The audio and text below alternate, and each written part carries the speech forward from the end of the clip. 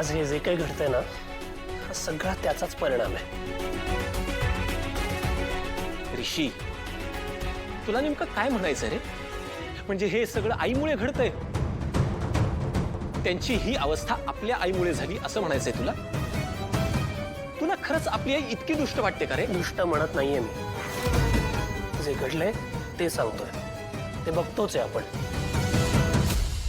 आई तिच्या आईला गोळी कोणी मारली माहिती नाही, पण आज तिची सिच्युएशन अशी आहे ना की ती स्वतःच्या मुलीला सुद्धा ओळखू शकत नाहीये ग.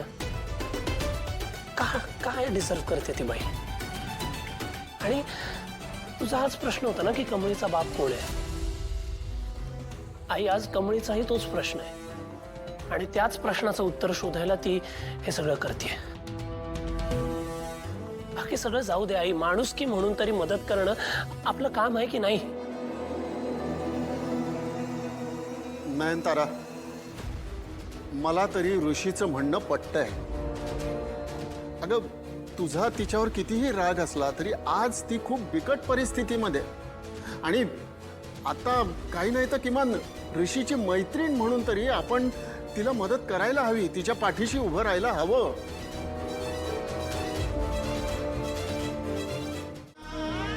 आमच्या गावाकडे बी असंच झाड आहे. माझी कोंबडी त्या झाडाच्या भोवतीच फेऱ्या घालत असते. त्या झाडाच्या सावलीत खेळायला तिला लय आवडते. बघ, अजून काय आठवतंय तुम्हाला? या झाडाखालीच आमची बी भेट झालती. आमचे हे एका मोठ्या कामासाठी आमच्या गावात आलते. गावभर ते फिरायचे. एकदा असंच फिरत फिरत ते आमच्या अंगणात आलं. त्यांनी मला प्यायला पाणी मागितलं, आणि तेव्हा याच झाडासमोर आमची भेट झालती. बघ, कोण होतं ते? कसं दिसतात आणि आत्ता कुठं राहतात ते?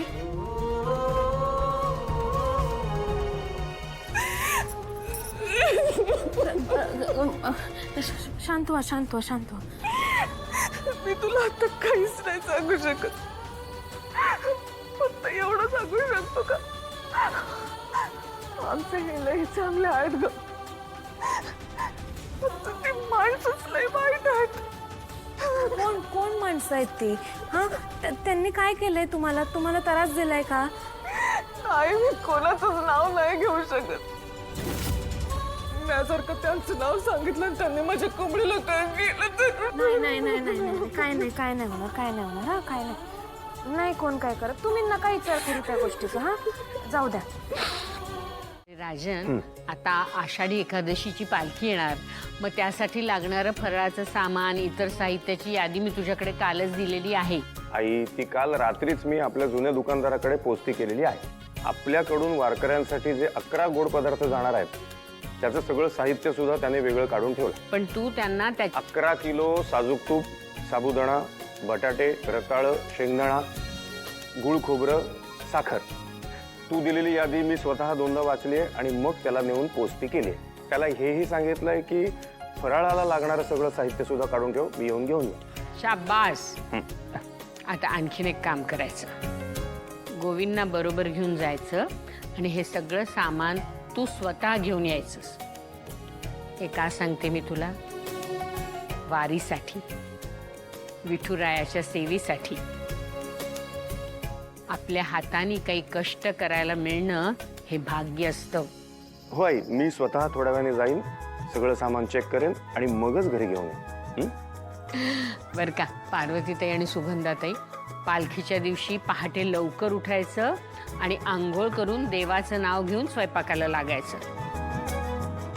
सगळा फराळ वेळेवर तयार झाला पाहिजे. वारकऱ्यांना अजिबात थांबायला लागता कामा नाही. हे वारकरी म्हणजे ना साक्षात पांडुरंगाचं रूप असतात. त्यांना आपण 2 घास प्रेमाने जेवू घातले, त्यांच्या पाया पडलो ना तर आपली ही सेवा थेट पंढरपूरच्या विठुरायापर्यंत जाऊन पोचते. हे सगळं मी फक्त आणि फक्त ऋषीसाठी सहन करते. नाहीतर त्या कमळीसारख्या मुलीला ना दारात सुद्धा उभं केलं नसतं. त्यात आषाढीची वारी येते, घरात मंडळी येणार. त्यांच्या समोर ह्या कमळीची आई अशी मूर्खासारखी वागली ना तर कठीण आहे. आई मला सांग, ह्यात ऋषीची चूक नाहीये का ग? इतकं सगळं घडून गेल्यानंतरही तू त्याला घरामध्ये घेतलंस, पण काय गरज होती त्याच्या गर्लफ्रेंडला आणि वेडे आईला घरात घेऊन यायची? सॉरी आहे, पण मला काय वाटतंय सांगू का, आपण ना आपल्या घराच्या बाहेर एक बोर्ड लावून टाकूया, इनामदारच धर्मशाळा. रोहित, मला वाटतं ही सगळी बडबडणं बंद कर. त्यापेक्षा ऋषी असा का वागतोय त्याला कसं थांबवायचं याचा विचार कर. आता ही बाई कशाला फोन करते? हॅलो. हॅलो तारा, कशी आहेस? बरी आहे, बोला. नाही, बरीच वाटतेस. आवाज जरा फ्रेशच दिसतोय. हो का? आज काय स्पेशल? स्पेशल म्हणजे ऋषीशी काही बोलणं झालं का? आला का तो घरी? नाही नाही, तुमच्या दोघांचं संभाषण झालं की नाही काही? हो, आला. अरे वा, अभिनंदन. तरीच म्हटलं आवाज एवढा फ्रेश वाटतोय. म्हटलं होतं ना तुला, माझं ऐकलंस ना तर तुझं नक्कीच भलं होईल. एकटा नाही आलाय, त्याच्या गर्लफ्रेंडला आणि वेड्या. मूर्ख आहेस का तू? तुला कळत नाही कोणासमोर काय बोलायचं? थोडा तर विचार करत जा Rohit. Why are you so impulsive?